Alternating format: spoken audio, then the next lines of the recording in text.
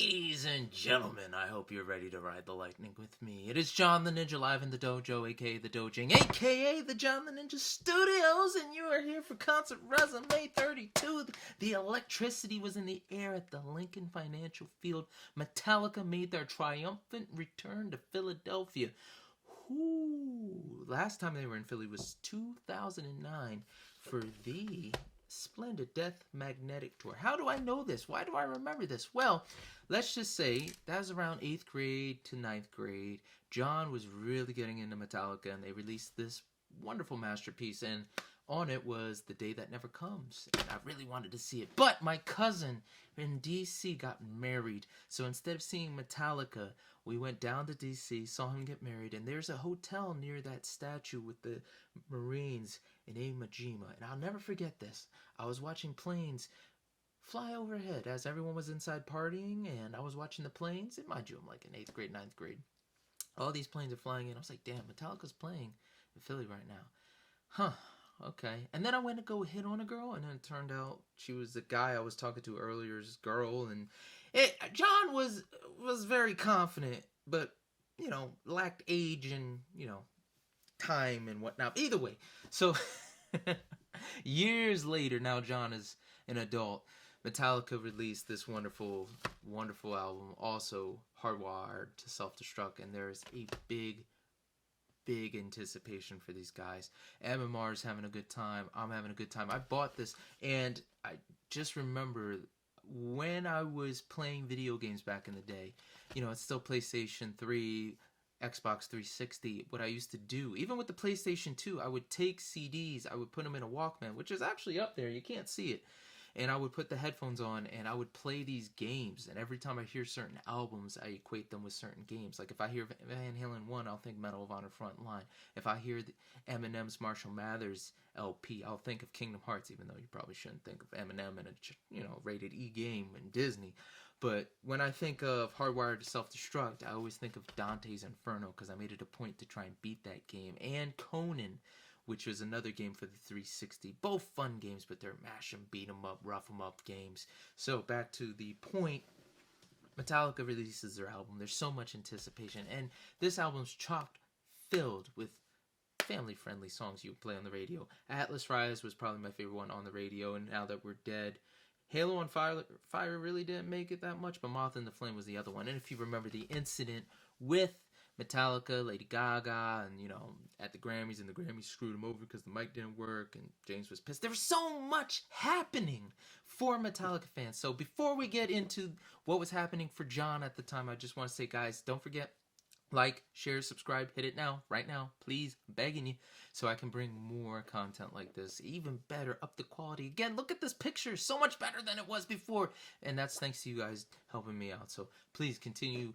I got some exciting things on the way, and I'm gonna pull through for you guys, so keep watching and keep on hitting and sharing. So Metallica, John wants to go, John is ready to go, and nothing's gonna stop John from going. And the thing I remember when Metallica first came out, I hit up my first boss at MMR. His name is Rabbi Sean Teisler.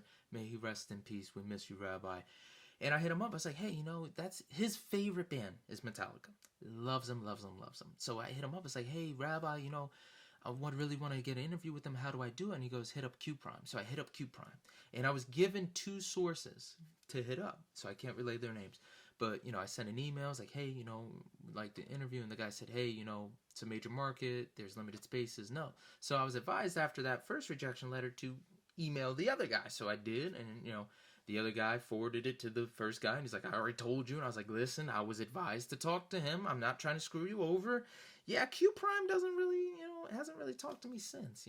I don't bother him for much. But, yeah, we'll see what happens. Considering the interviews I've had, I think more than pretty sure I've proven that I can give a good interview. But again, there's a lot of logistics to interviews.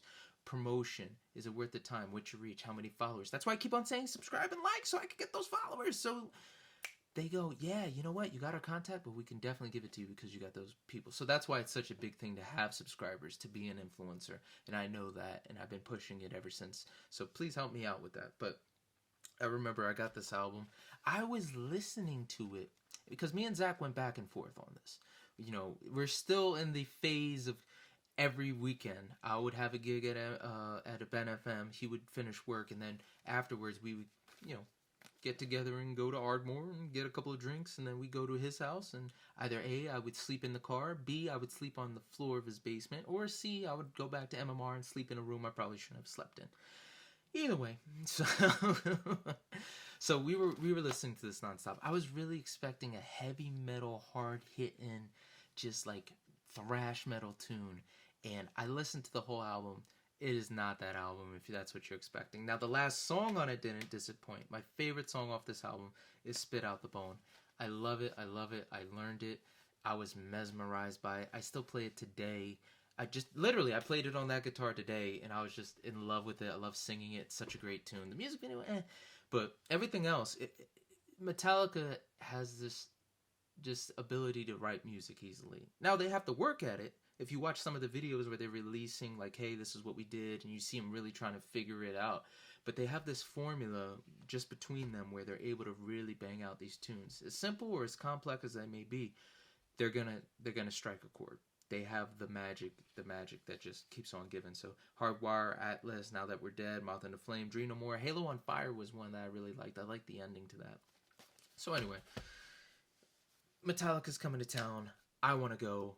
I buy tickets for me and my dad, and I know this is upwards of like $400, maybe more. So I probably spent $800, maybe realistically, maybe $600, because again, I'm not wise at the time. I'm buying through Live Nation. I didn't know you could go to the venue, which is the link. I didn't know you could go to other sources online and get it for cheaper. I was just like, I want these specific seats, and I'm gonna get them. So I bought them, and I don't know how long it took me to pay it off, but I did. And I was happy with the seats I got.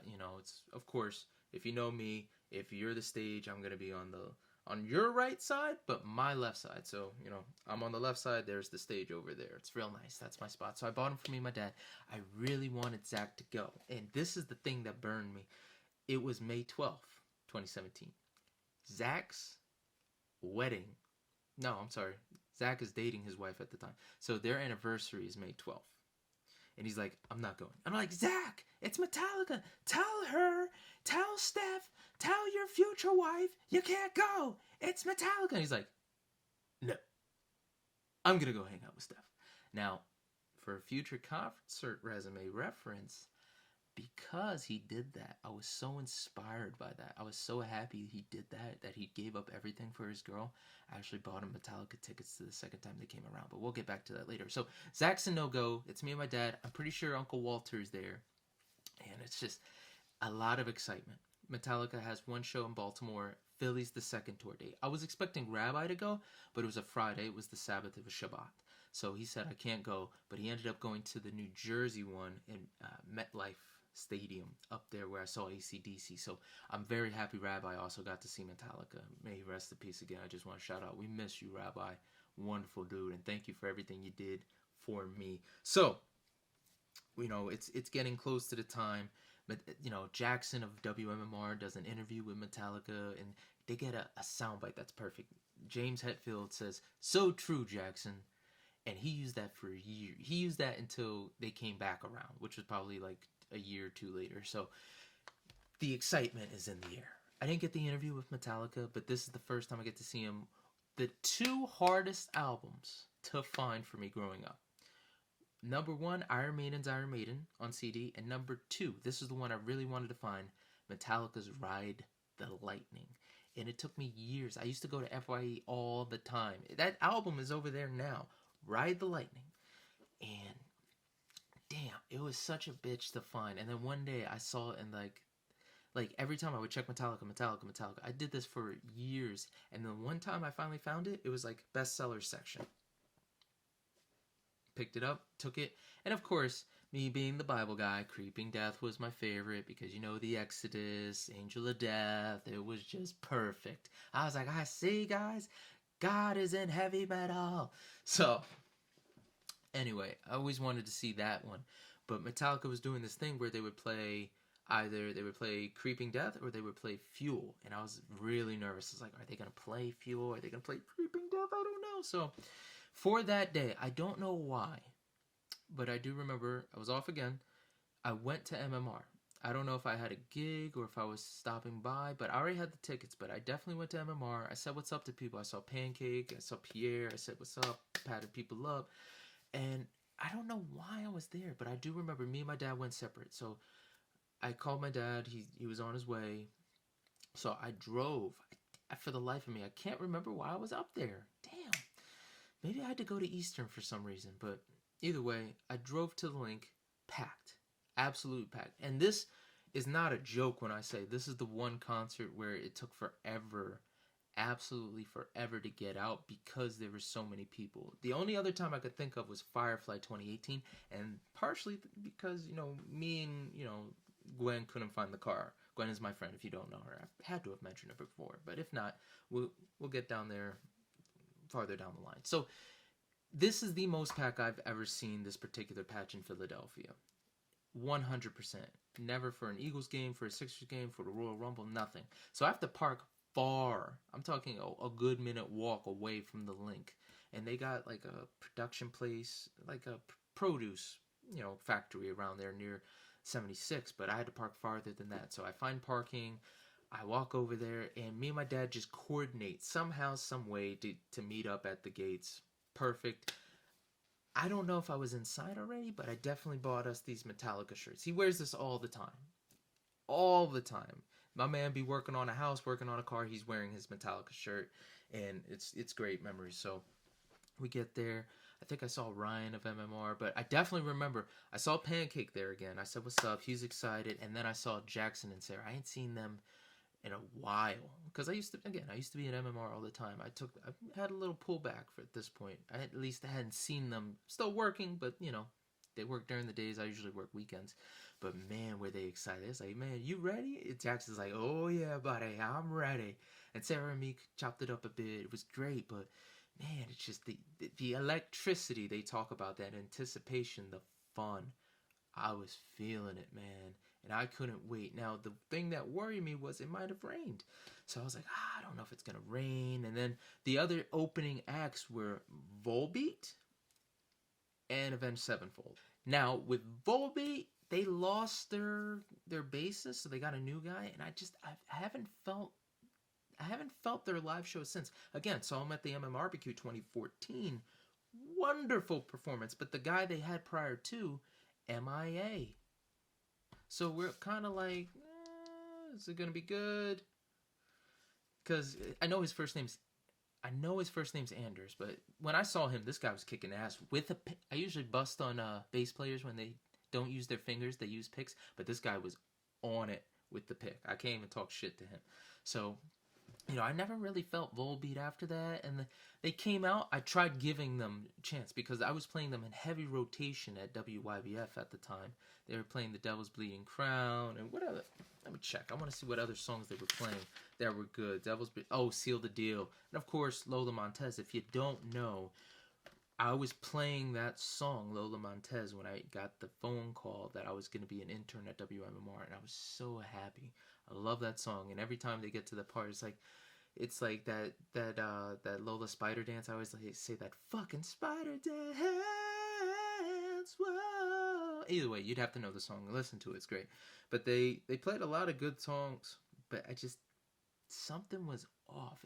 It wasn't the same live performance, and I've seen them since, and yeah, something's wrong without the original bass player. Rob Cangiano still kicks ass.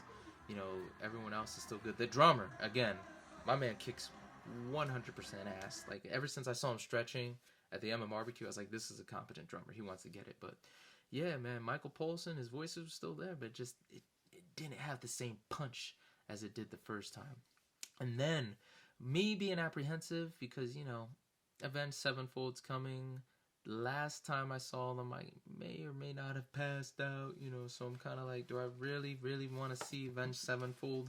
So I'm kind of like, I don't want Avenged Sevenfold to go out because I don't want them to waste time and the Metallica not play a full set, etc. But luckily, good and bad, depending on who you ask, because my buddy Johnny Howard was there and he was dying to see them again. He loves Avenged Sevenfold. Rock on, John. He is a DJ too. He's kicking some ass. But anyway, Sinister Gates had his child. His wife was pregnant. She went into labor, and he had to fly out back to her because the child was born. So Metallica ended up dedicating, I think, Sad But True to the child. It's like another baby enters the world for heavy metal, another metalhead, yeah. But Avenged Sevenfold canceled. And to their credit, they got the Camden spot. They got the BB&T and did a show for anybody who had a ticket. It was free. No more, no less. They said just come. So 100% give it up to Avenged Sevenfold. They know how to hold their fans down, and people showed up. So it's almost go time. Metallica's going to come out. And I'm like, what's going to happen? So it's getting time, and it looks like it might rain. Oh no, I don't want it to rain. Damn it. So I am praying my ass off for two things. One, that it doesn't rain, and two, that they play Creeping Death. I really want to see Spit Out the Bone, but they weren't playing it in rotation at the time. So I didn't know if it was going to happen, if it wasn't going to happen. It was a lot. I was up in the air. Of course, I had to have checked the set list, see what they were doing, prior to.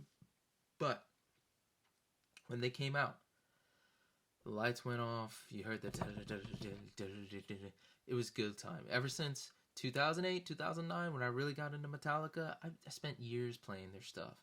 The first album, speaking of playing video games and, recollecting, an album that I always equate with a video game is the Black Album with Gears of War 2. Gears of War was such a pivotal game because me and my best friend, Dami, before we even amassed our friend group, God, we have so many great friends. We have Mario and Hawkins and Galen, and now I have Cameron and Samuel and Ryan and all the girls and all this. Like, it was just us at the time before we amassed the friends we had, and we played that on co-op.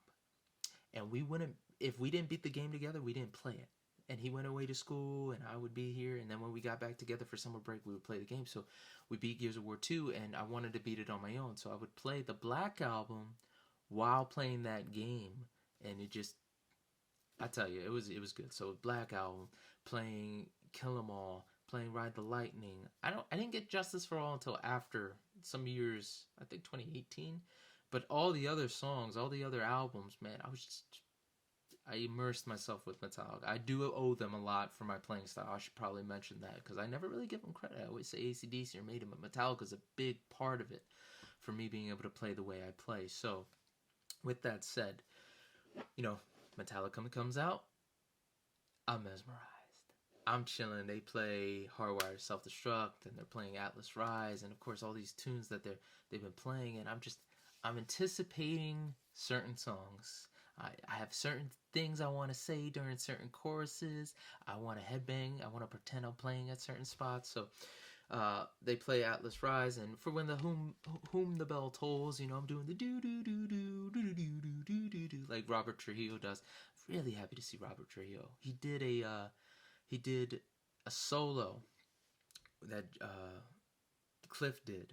I'm just trying to remember. It's called, I think it's Anesthesia, Pulling of Teeth. But when I heard that, and then they played another song that was really big for Mission Impossible 2, I Disappear, if you're not old enough to know that song. But they did that, him and Kirk. But anyway, so they're playing it, and I always play, For Whom the Bell Tolls on guitar, that little do-do-do-do-do-do-do-do-do. So now's the time. So they start, and I'm like, what the hell? And then I hear it. It's Creeping Death, and I'm like, yes. So I'm pretending to play Creeping Death. I played that song to death. I even learned the solo for that song. And that's rare. Usually I just BS solos. For me to sit there and learn the solo, even by ear, takes a lot. So they play Creeping Death, and there's this part where they're playing the bass part, and people are saying, die, die, die. I never got to see them play with Jason Newsted. So every time, he would come in, what Jason was doing, he would scream like, motherfucker, die, die, die, die. So for some reason, right before they go into that part where James comes in, it's like, die, by my hair, I creep. I always say Jason would be proud. It's like, Jason would be proud, die, by my hair. It's still something stupid I do for fun. But they played Creeping Death, and I was pretty happy. And again, a little worried because the rain was coming, and I was like, oh, a little drizzle. I didn't know if they were going to cancel or not. Now, lo and behold, another show they did later in the years man, they were getting drizzled and rained on in England like crazy, like nobody's business, and they kept playing. So heck, even Kirk fell over and he still played. So gotta give it to Metallica for, you know, keeping it up. I'm pretty sure it was what was that video they did it for? It was probably 100%. I'm gonna put money on it. Master of Puppets. But anyway, Metallica's playing Moth in the Flame and We're Not Dead Yet. And for We're Not Dead, everybody knows it now. They had these big drums. These big, like, real tribal drums. So they would come out in the middle and they did, like, a little solo. At least James did, but they all hit the drums. Just a lot of cool stuff. Halo on Fire was one that was just, like, it was slowing it down. Just a bit. But it's still great feel, great tune. What else can you say? So, one that they played that was, like, the special one was Motor Breath. And I played that... If you know the song. Damn, I wish you guys were... I know most of y'all are rock heads, so y'all know what I'm talking about. But Motor Breath was the one that, you know, when they do the videos and the music of what they played at the cities, that was the one we got for that particular stadium show, which was really cool. And that's not a song they play all the time. Usually they play Whiplash, so for them to play Motor Breath, I'm not going to lie, I enjoy Motor Breath a lot more. But they played Sad But True, One, Master of Puppets. They did play Fade to Black. I didn't know if they were going to play that. That's another big one from when I was a kid. They played Seek and Destroy, which in hindsight people feel a little gypped because they cut out a little bit for time's sake, like part of the intro. But I'm like, they still played it. But that's when they came to the front. And then another thing, for the encore, you know, it was either they're going to play Fight Fire with Fire or they're going to play Battery. I used to play guitar, Rock Band all the time. I used to play Rock Band 2 all the time, and Battery was on it. So I was like, I'd rather see Battery. They played Battery. And then, of course, Nothing Else Matters, and then they played Sandman, and they said, thank you, Philly. And, you know, it was a lot of pictures I took, a good time, just thinking, like, I was with my dad, and my dad, again, very picky with music. I mentioned it before, but he was sitting back and enjoying the show. So I just remember sitting there, taking pictures, watching them, and just thinking, like, damn, I finally got to see Metallica. This is awesome. Just mesmerized. They're a great band. And one of the posts I put on Facebook was waiting for Metallica and Eminem to drop these new albums so I can see them live. And the fact that they did it so close, you know, meant a lot. I also did a concert set list of what I wanted to see them play. And you know what's crazy? Later down the line, I got to see most of the songs. Not all of them, but most of those songs were actually played. So that's pretty awesome. So that was Metallica. I'm trying to think of what else happened. Like after the show, me and Dad just sat back. Because you don't know how many times you're going to get to go to these concert venues or these places. So we sat back, we relaxed. And I remember not so much like, oh, you know, let me just take out my earbuds. But I think after Seek and Destroy, I took them out, and they were loud as hell. My gosh. And then also Kirk Hammett was like, Philly, you kicked our ass. I remember that. That was so stupid. But, you know, they do the thank you, Philly. They're out. They're gone. End of the night. I just remember, you know, me and my dad parted ways. It took forever for the parking lot to be empty. I fell asleep in the car. My dad kept on hitting me up. But it was a feel-good day. Again, wonderful, wonderful atmosphere, and I know everyone enjoyed that was there. So let's talk about what was played there. For Volbeat, they had The Devil's Bleeding Crown, Seal the Deal, Lola Montez, I love that song no matter what, Heaven Nor Hell, Warrior's Call, Sad Man's Tongue with Ring of Fire, Let It Burn, Black Rose, Hallelujah, Goat, whatever that is, The Hangman's Body Count, probably their best song, even though Heaven or Hell was great, Dead But Rising, still like that song too, and then Still Counting Now for Metallica. Woo! And best know, I bought that live CD. I should have got it on MP3. I probably get it on MP3. Either way, for them, they played Hardwire to Self-Destruct, Atlas Rise, For Whom the Bell Tolls, Creeping Death, hey, that was number 4. The Unforgiven, they were a little, not too many Black Album songs, but still enough. They did Unforgiven. Then after that, they did Now That We're Done. That was extended with the tribal drums, like I said, Moth in the Flame, Wherever I May Roam, Black Album again, Halo on Fire. That's now after that, Kirk and Robert do these little diddlies like Amnesia, Pulling of Teeth, and I Disappear. They go into Motor Breath. Then Sad But True, that's the one that was dedicated to Sinner Gate's son.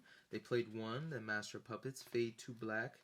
And it says they had the Eye of the Beholder intro, and again, I didn't have Injustice for All. I have it now, but I just didn't know, like, okay, this is what's happening, etc. Then they played Seek and Destroy, din, din, din, din, din. Then Encore, Battery, Nothing Else Matters, and then Enter Sandman, and then The Frayed Ends of Sanity was kind of like the ending intro. Guys, that is Concert Resume number 32. One of the best shows that you'll ever get at a pretty much a stadium. Metallica, wonderful, wonderful show. Thank you for watching. I appreciate you guys. The next one is going to be another MMRBQ 2017. And let's see who's in charge of this one. They got Godsmack and the Struts, though they had pretty reckless. Oh, this was a good one. This was a good one. I'm going to have to give you that 411 on what happened, because it was definitely an interesting day. But as always, guys, these stories are always interesting. Till next time, as you always know, be smart, be mindful, and God bless. Rock on, guys. I'll see you in the next one. Psych. I forgot to say, Ninja out.